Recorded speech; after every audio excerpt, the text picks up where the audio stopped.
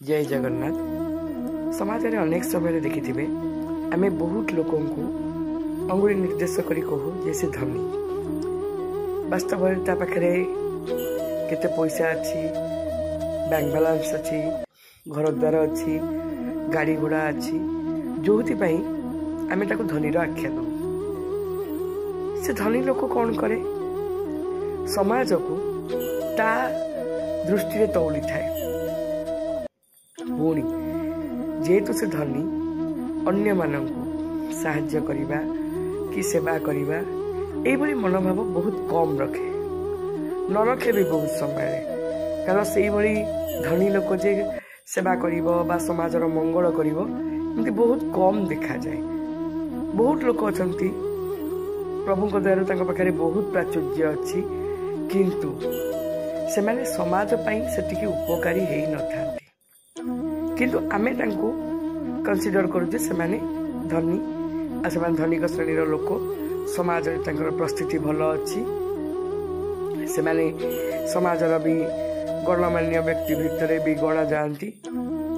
किंतु वास्तव में धनी किए? कारण बहुत समय रे आपण माने देखिथिबे लोकटी अति सरल होइथिबो, अति साधा सीधा होइथिबो, किंतु ता मन भारी उच्च थिबो बा उदार हृदय रहिथिबो। से ता पाखे ठाऊ न थाऊ से समस्त को साहाय्य करुथिबो, साहाय्य करिवार मनोवृत्ति नहीं कि भी आगु को चली आसुथिबो, सेवा मनोभाव थिबो। आ देखिबे से व्यक्ति ता पाखरे भल वस्त्र थाऊ न थाऊ, से खाइबा को पाऊ न पाऊ बा धनी भलिया देखा न जाऊ, किंतु मनरो भारी आनंद रे थिबो। सब बेले समस्त पई से आगभर ही ठिया ही जाउथिबो। किंतु जहाँ पाखे वास्तव में बहुत किछि अछि, देखिबे से केबे सामना को आसीबनी, काहा को साहाय्य करिवार भी मन करिवो नहीं। बरं जदि काहा देखिबो कि विपद रे पड़िछि, से बरं मुंह मोड़ी चली जीवो। कारण लोकंकर स्वभाव यही भलिया, पैसा ठाई कि कौन हम, एते प्राचुर्य भितर ठाई कि कौन लाभ अच्छी। तेणुक देखिए जो मैंने वास्तव में धनी, वास्तव में धनी से माने मनरु धनी होती, अर्थ दृष्टि धनी नुह। कारण जी मनरु धनी सी ही समृद्ध होता है, सी ही वास्तव में आनंदित हुए। सब बेले देखिए सुख शांति रे थिबो। जहाँ पाखे पैसा अच्छे से आउरी आउरी पैसा चाहिए, ता पैसा को केबे भी से कहार मंगल पाई केबे खर्च ही करिवो नहीं। सब चाहिए मोर केमती आउरी बैंक बैलेंस बढ़ू, मोर आउरी घर द्वारा हो, संपत्ति बाड़ी बढ़ू। तेणुक से धनर मूल्य कौन अच्छे?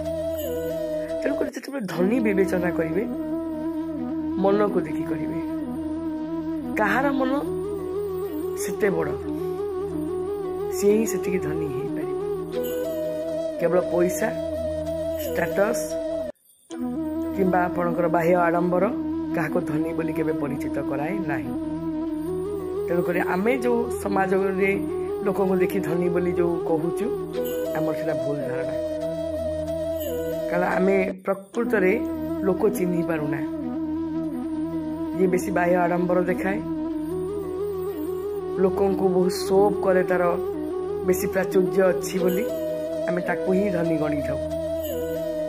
कि वास्तव में जार मन बड़, जार उदार हृदय, जी कि समाजर मंगल पाई सर्वदा प्रस्तुत थाए, न थाऊ ता पाखे भल ड्रेस, न खाई पारू आपण मानक भलिया रेस्टोरेंट रे जाइकी, न देखई पारू समाज को जे तार एते अच्छी बोली, वास्तव में सी ही धनी अटे।